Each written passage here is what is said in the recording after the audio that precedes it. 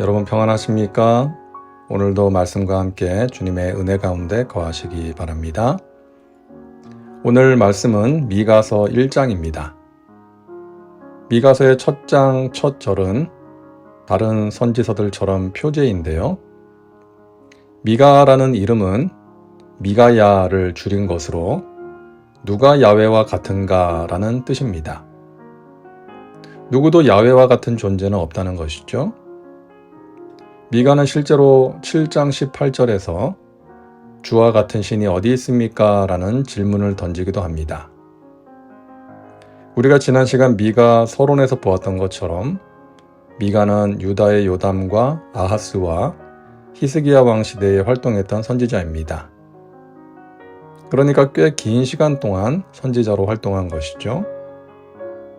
사마리아와 예루살렘에 관한 묵시라고 말씀하시는데 비록 두 도시만 지목하고 있지만 사마리아는 북이스라엘 전체를, 그리고 예루살렘은 남유다 전체를 가리키는 것입니다. 그러니까 전 이스라엘에게 주신 하나님의 말씀이라는 것이죠.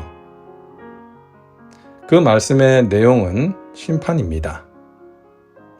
그 아래에서 산들이 녹고 골짜기들이 갈라지기를 불 앞에 밀초 같고 비탈로 쏟아지는 물 같을 것이니 이는 다 야곱의 허물로 말미암음이요 이스라엘 족속의 죄로 말미암음이라. 야곱의 허물이 무엇이냐? 사마리아가 아니냐?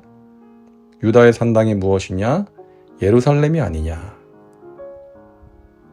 자, 하나님께서 이스라엘과 유다를 심판하신다는 것이죠. 이스라엘과 유다의 죄가 무엇입니까? 사마리아를 이스라엘의 산당으로, 예루살렘을 유다의 산당으로 말씀하시는 것으로 볼 때에 그들의 죄는 하나님께 등을 돌리고 우상을 숭배한 것임을 알 수 있습니다. 그 새긴 우상들은 다 부서지고 그 음행의 값은 다 불살라지며 내가 그 목상들을 다 깨뜨리리니 그가 기생의 값으로 모았은즉 그것이 기생의 값으로 돌아가리라. 이 말씀을 봐도 알 수 있죠. 그들은 우상을 만들어 섬겼습니다. 그리고 산당에서 음란한 짓을 했습니다. 이들은 이방 신전을 찾을 때마다 그곳에 있는 신전 창녀들에게 돈을 주고 음란한 행위를 했습니다. 당시 이방 제사의 풍습이었던 것이죠. 그 돈으로 신전이 운영되었습니다. 그래서 하나님께서는 그 우상들이 다 부서지고 음행의 값으로 세운 신전이 다 불타 없어질 것이라고 말씀하십니다. 역사적으로 언제 이 말씀이 성취되었을까요? 네, 그렇습니다. 주전 722년 사마리아가 아수르에 의해 멸망당함으로써 이루어졌습니다. 자, 8절부터 16절까지는 유다의 멸망에 대한 애가입니다. 이러므로 내가 애통하며 애곡하고 벌거벗은 몸으로 행하며 들깨같이 애곡하고 타조같이 애통하리니. 사마리아에 임하게 될 심판을 선언한 미가 선지자는 이제 예루살렘에 닥칠 재앙을 생각하며 슬픔의 노래 애가를 부릅니다. 슬픔이 얼마나 큰지 들깨와 타조같이 목 놓아 운다라고 말합니다.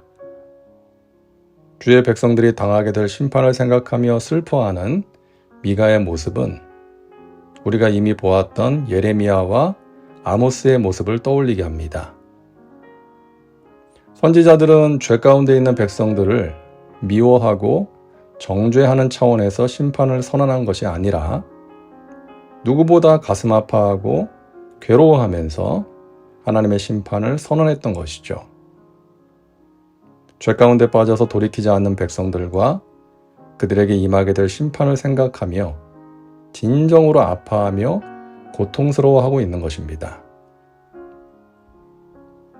자, 미가는 여러 도시들의 이름을 불러가면서 애가를 부르는데요. 가드, 베들레아브라, 사빌, 사아난, 베데셀, 마롯, 라기스, 가드 모레셋, 악십, 마레사, 아둘람. 이러한 도시들의 이름이 언급되는데요. 가장 먼저 나오는 가드는 유다의 도시가 아닌 블레셋의 도시인데 유다 멸망의 소식을 가드에 알리지 말라고 하는 이유가 무엇일까요? 유다의 심판이 이스라엘에게는 슬픈 일이지만 이스라엘의 적인 블레셋에게는 좋은 소식일 수 있기 때문에 그런 것이죠. 미가는 이스라엘을 미워하는 이방인들이 주의 백성의 멸망 소식을 듣고 기뻐하는 것을 원하지 않았던 것입니다. 그리고 마지막에 아둘람이 나오는데요. 이 이름은 우리에게 익숙한 이름이죠.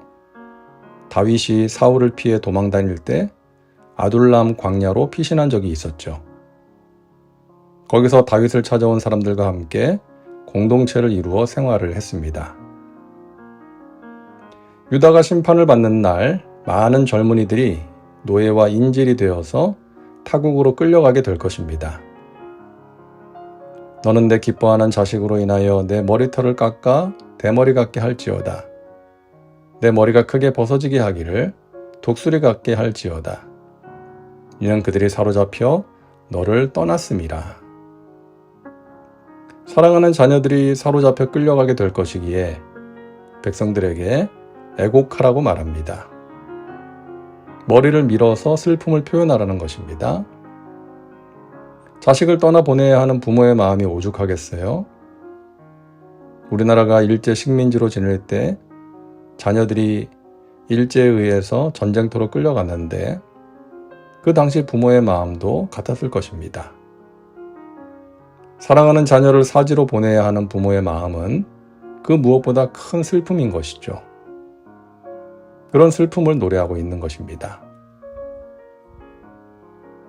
우리 조국 대한민국이 과거의 숱한 고통과 수치의 역사를 이겨내고 오늘날 이렇게 세계의 경제 대국, 스포츠 강국, 또 문화를 이끄는 나라로 우뚝 서게 된 것은 하나님의 은혜입니다.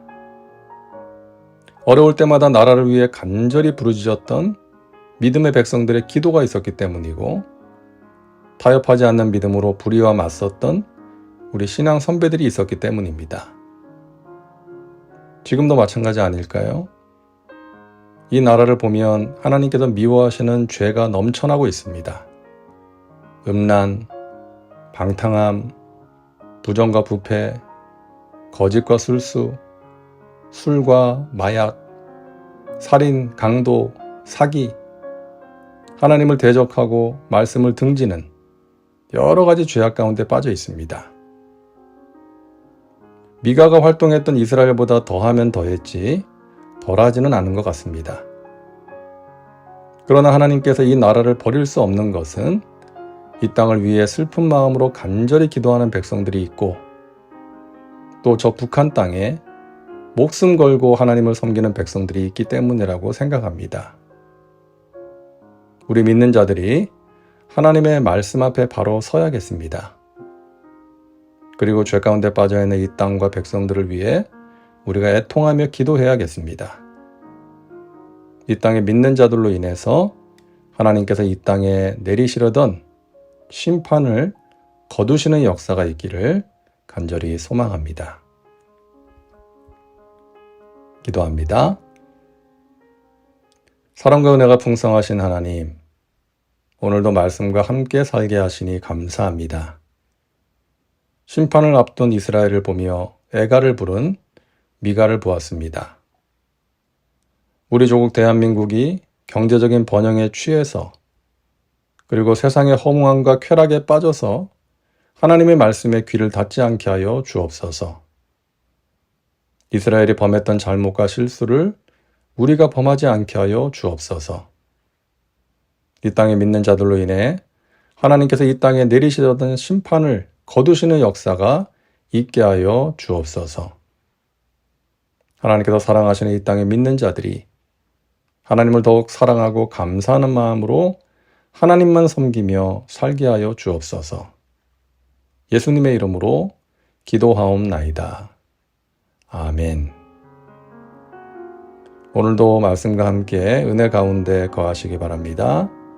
여러분 사랑하고 축복합니다.